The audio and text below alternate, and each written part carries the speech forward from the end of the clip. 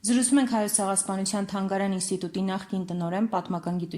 դոկտոր Հայկ Դեմոյանի հետ։ Երեկ իմացանք, որ Հայաստանի Ադրբեջանի միջև խաղաղության համաձայնագրի նախագիծը արդեն համաձայնեցված է ու բանակցություններն էլ ավարտված են։ Կխնդրեմ ասեք, թե սա առհասարակ մեզ համար ինչ է նշանակում եւ մեր պատմության ընթացքը դեպի ուր է գնում այս համաձայնագրով։ Շատ կարճ հնարավոր չի անդրադառնալ։ Ես վերջի 7 տարիների ընթացքում անդադար եւ անընդհատ մանրամասնություններով եւ փաստերով աղազանգում էի։ Առաջի տարին, երբ որ մեծամասնությունը հավատում էին հեղափոխական, չգիտեմ, փոփոխություններին, նոր իշխանություններին եւ այլն, համարյա լսելի չէր։ Տարիների ընթացքում շատերը հասկանում են, որ այդ զգուշացումները բավական լուրջ են, եւ մենք եկել հասել ենք այս փուլին։ Ես արդեն 4 տարի ընթացքում, վերջի 4 տարվա ընթացքում հիշեցնում էի փուլային աշխատանքը, թե ինչի հանգեցնելու սա։ Առաջին անգամ զգուշացրեցի Ծիծեռնակաբերդում ինչ տեղ ունեցավ, ասեցի, որ եթե սրանք ընդունակ են Ծիծեռնակաբերդում նման ստորությունների, ապա հետևանքները ավելի ծանր կլինի այլ ոլորտներում, այդ թվում մատնանշել է Արցախը։ Այսօր Արցախում հայտ չկա, Արցախի ղեկավարությունը Բաքվում դատվում է, իսկ այստեղ քեֆ, խրախճանք եւ ուրախությունն է եւ կոշիկների քննարկում։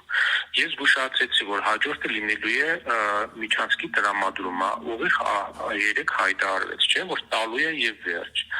Հայտարարեցի, որ վերջնական ամբողջի ադրիկը այս ամեն ինչի պետականության լուծարումն է։ Դա իր խոսքով ասվել է, չէ՞, որ կադաստրի վկայական չունի պետականություն։ Մենք շարունակում ենք ապրել ինչ-որ մի բրեյֆի մեջ, միրի մեջ, որը սպասարկում են տարատեսակ գիտնականներ, փոթվածներ, քաղտեխնոլոգներ, լրագրողներ եւ այլն։ Այսինքն մենք մեր ձեռքով բարելով այդ ու նաեւ խորհրդանական եւ արտախորհրդանական ընդդիմությունը պահում ենք Նիկոլ Փաշինյան եւ կոմպանիան, որը պատրաստվել է տարիների ընթացքում, վերջին 10 առնվազն 10-12 տարվա ընթացքում, հենց այդ պետականությունը լուծարելու համար։ Մենք հիմա ապրում ենք մահացած պետական մարմնի մեջ։ Այդ որ քարտեզեն ցույց տալիս պետություն, հարկեր տալ եւ այլն, դա անունը ֆոն է։ Գլխավոր գերակույն նպատակը այն անհաղթահարելի ուժի հանգությունն է, որով պետք է լուծարվի պետականությունը եւ տարալուծվի նաեւ մեր հարևանների։ Մեր հարևանների հետ միասին մեկ այլ գոյացության մեջ, որը վաղամերիկ է լինելու, այսինքն մեր համար կրկնակի փորձություն ենք մենք անելու։ Տեղի տալով պետականության լուծարմանը մենք հայտնում ենք մի իրավիճակում, որը երկարաժամկետ չի լինելու եւ դերելու է կրկնակի երակի արդյունքով նոր փորձություններ եւ դժբախտություններ։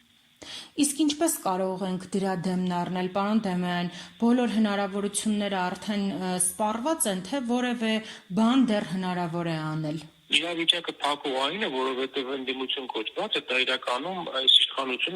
իշխանությանը պայմանական բերողն է եւ պահողն է։ Այստեղ շղթան փակվում է։ Եթե դուք ունենաք իրական վստահելի, իրական ընդդիմություն, այլ ոչ թե ֆեյքեր, որոնք սպասարկում են շատ խոշոր խաղացողների շահեր, շատ խոշոր երկրների շահեր մեր երկրում, այդ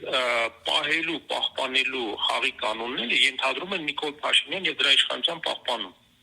Չէ՞ իրենք բերեցին։ Իհարկե չանդրադառնամ հեղափոխություն, որ դրանք ամբողջը կեղծ էին, ֆեյք էին եւ շինծու էին։ Հիմա նույնիսկ դատել են ինձ նրա համար, որ կրկես եմ անվանել այդ ամեն ինչը, հավության իր դատի է տվել, առաջի փուլով ոնց որ թե դատարան իր օգտին է կայացել, բայց դա իրական չի։ Մենք ունենք որոշումների կայացնող մի գաղտնի պետություն կամ խորքային պետություն, որի որոշումները սարսափեցնում են իրենց միջակայունությամբ, վտանգավորությամբ եւ որևէ հաշվարկ ապագային միտված չլինելով, որովհետեւ հիմնական հարցը ոչ թե երկրի ապագան է եւ երկրորդ ցեղասպանությունից այս մնացորդը պահելու տարածքի եւ ժողովրդի առումով։